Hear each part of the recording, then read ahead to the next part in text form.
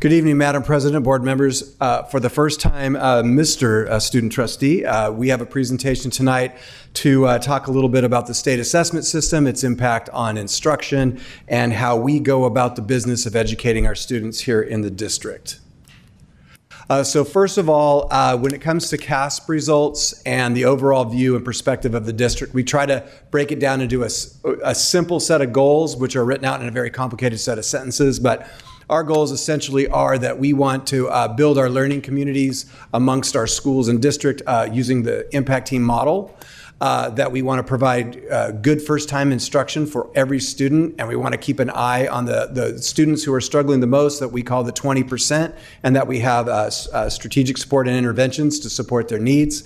And ultimately, we want to have a district-wide continuity of practice in the areas of a wide range of things, ranging from attendance and discipline to extracurricular opportunities. And in all the programs we build, we want as many kids to feel comfortable accessing those experiences as possible.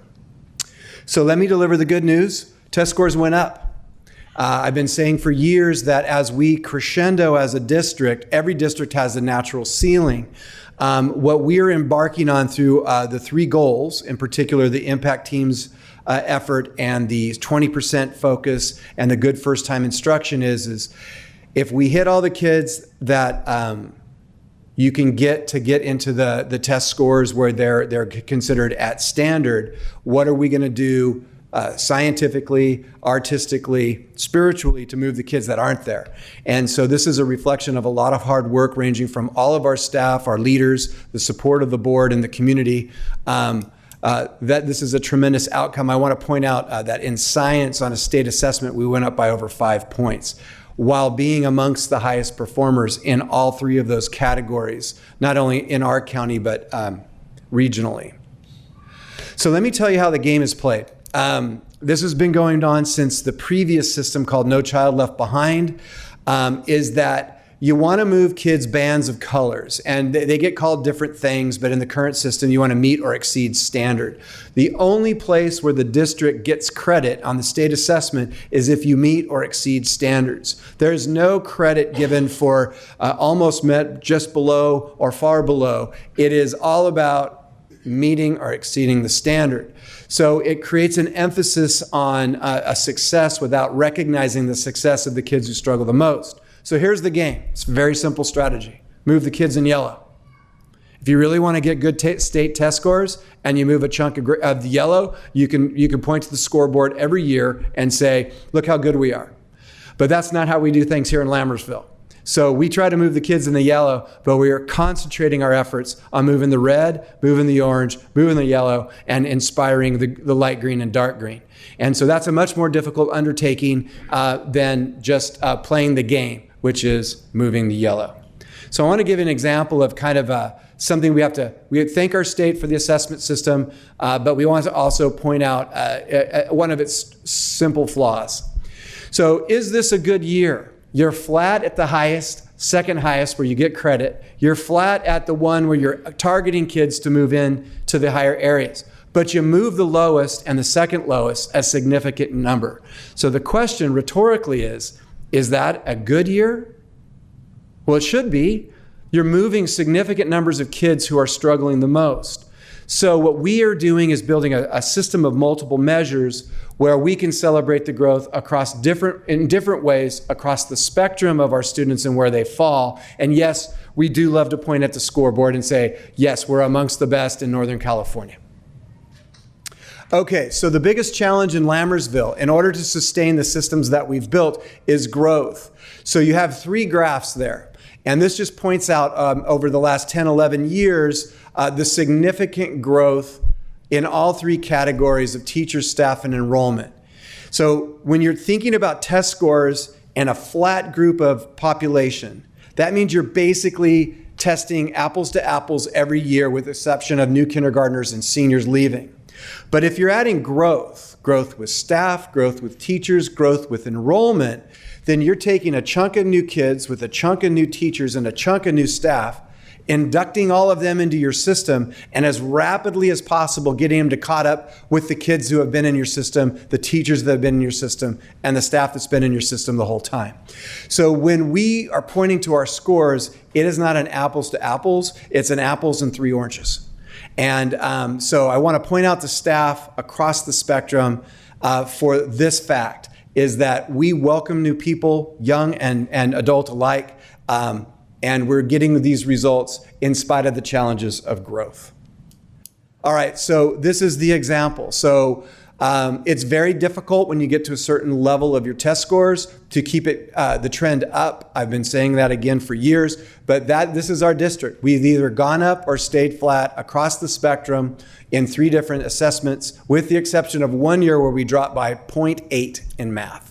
I don't know if there's another district that can point to this kind of success rate over this long period of time. It's something that this board should be proud of, our community should be proud of. I know our staff is certainly proud of that consistent longitudinal exceptional outcomes.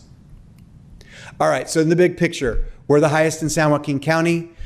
We have long since, we are proud of that designation. We're part of 14 districts in San Joaquin County. We have focused in on closing gaps between Dublin, Pleasanton, and San Ramon as a next step on our trajectory to be the best district that ever was. We have significantly closed that gap. We are anxiously awaiting the outcome of their scores, which become public sometime late September and October. We currently reside 4th in ELA, 4th in math, and 2nd in science. With those outcomes, we are confident, or at least we hope to be confident, to be able to announce good news in our trajectory of raising our rank amongst the highest in the East Bay.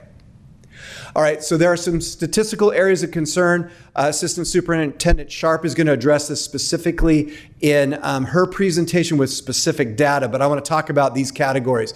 These are very real. These are challenges that growth and challenges that the realities of public education bring to us.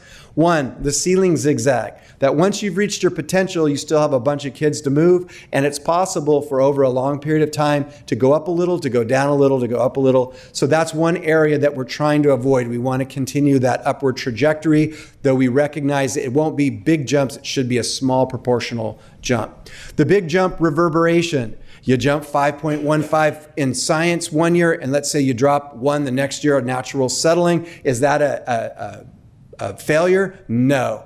A big jump can often come with a little bit of settling. We want to avoid that, so we're going to keep focusing in on our outcomes throughout all of our data analyses and instruction. Subgroup volatility. As you get bigger and you're embracing new kids coming in the district, they're going to fall into more and more subcategories.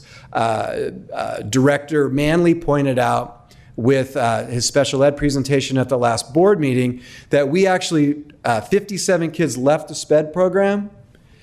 Those scores didn't count in our subcategory score, so we took a hit. And then they landed in the yellow category, so we took a hit there. Yet we did a really good job. So that subgroup volatility is something we will always be watching. And it may be year to year that some subgroups rise and drop, and we have to address that as they come. New student assimilation and acclimation. Assistant Superintendent Sharp is going to show you specific data over years that show that new kids into our district take more than 1 year to acclimate and assimilate. So that takes us a little time to turn them into the Lambersville Way kids, and we're happy to take on that challenge, but that affects outcomes and test scores. The shine the light factor is last year we made an emphasis around writing and ELA. Or 2 years ago, writing in ELA, and last year we focused in on an intervention in math. You shine the light over here, it gets dark over here, and then you realize it, so you move the light over here, and it gets dark over there. So we have to balance finding the weakest areas and improving them without completely leaving in the dark the thing you were just focusing in on. But that's the challenge of when you're at your pinnacle to keep getting better, is you've got to find ways strategically to address that. And then I mentioned it earlier, but we also did an analysis with our EL students, and the same thing happens with our EL students as SPED. 247 EL students were released from the program. They landed in the yellow primarily, and we get no credit for their score in the CASP results. So it looks like, in some ways, oddly, we didn't do as well as we did.